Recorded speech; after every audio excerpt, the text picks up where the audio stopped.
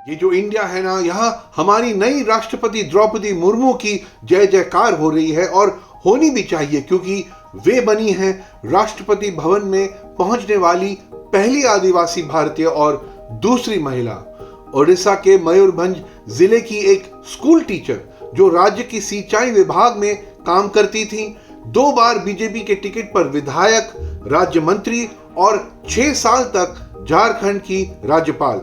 द्रौपदी मुर्मू को विनम्र, आध्यात्मिक और अपने दिमाग के लिए जाना जाता है। 2017 में झारखंड के राज्यपाल के रूप में उन्होंने 2 ट्राइबल लैंड ओनरशिप एक्ट्स में संशोधन के बिल को वापस भेज दिया था।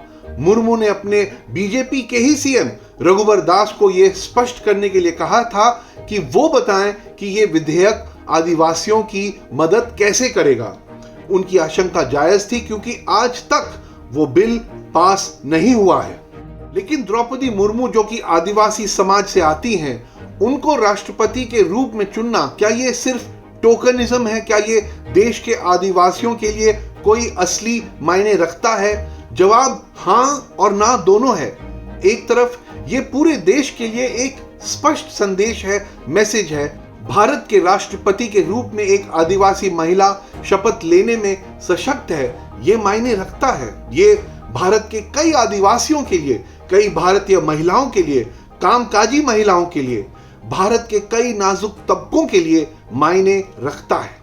द्रौपदी मुर्मू ने 2009 से लेकर 2015 के सालों में अपने पति, अपने 2 बेटों, अपनी मां और भाई का निधन देखा। फिर भी वे सार्वजनिक जीवन में अपना कार्य करती रहीं और भारत की 15वीं राष्ट्रपति बनी।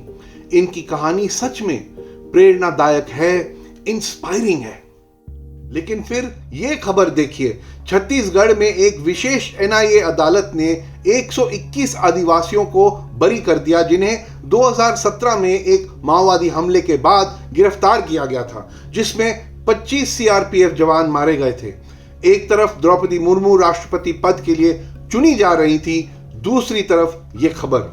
सुकमा जिले के 6 गांव से गिरफ्तार किए गए इन 121 आदिवासियों के खिलाफ कोई सबूत नहीं था। इसके बावजूद उन्होंने 5 साल जेल में गुजारे।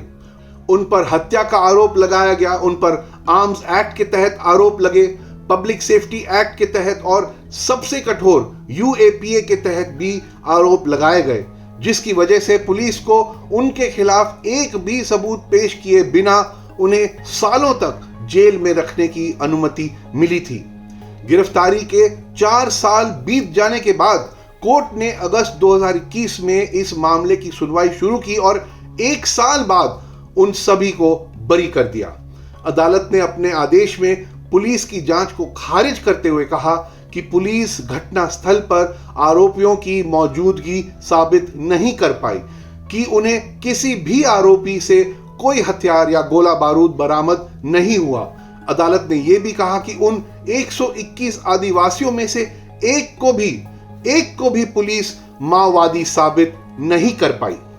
तो ये जो इंडिया है ना, यहां जब हम द्रौपदी मुर्मू के लिए जयकार करते हैं, तो हमें साथ ही साथ ईमानदारी से यह भी देखना चाहिए कि हम अपने ही आदिवासी नागरिकों के साथ कैसा व्यवहार करते हैं। ये 121 आदिवासी कौन थे?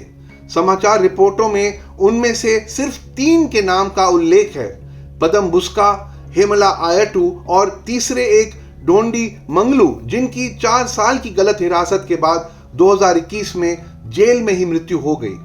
और वो अन्य 118 आदिवासी शायद हम सब के लिए गुमनाम ही रहेंगे। हम और आप, हम सब के पास इस खबर के बारे में कई सवाल होने चाहिए। छत्तीसगढ़ पुलिस ने इन 121 आदिवासियों को अरेस्ट क्यों किया? उन्हें कट्टर अपराधी क्यों बताया? उनके खिलाफ यूएपीए क्यों लगाया? क्या इसलिए कि उन्हें जेल में रखने का यह एकमात्र तरीका था? क्या इस बात को छुपाने के लिए कि पुलिस के पास उनके खिलाफ कोई सबूत नहीं था? आखिर इन आदिवासियों के खिलाफ ऐसे फर्जी मामले क्यों गढ़े गए? क्या माओवादी हमले के स्थान के आसपास के 6 गांवों के लिए यह एक तरह की सजा थी? कब तक आदिवासियों को माओवादी के खिलाफ लड़ाई में बलि का बकरा बनाया जाएगा? क्या पुलिस को इस तरह का काम करना चाहिए? क्या इन गलत गिरफ्तारियों के लिए जिम्मेदार पुलिस वालों पर कार्रवाई होगी? और क्या इन 121 आदिवासियों को 5 साल जेल में रखने के लिए मुआवजा दिया जाएगा? क्या किसी को परवाह है कि इन 121 आदिवासियों के परिवारों ने इन 5 वर्षों के दौरान अपने घर कैसे चलाए? ये जो इंडिया है ना, ये 120 लाख आदिवासियों का घर है और उन्हें और हम सबको द्रौपदी मुर्मू पर गर्व होना चाहिए। लेकिन साथ ही साथ हम ये ना सोचें कि भैया ऑल इज वेल, क्योंकि इट इज नॉट।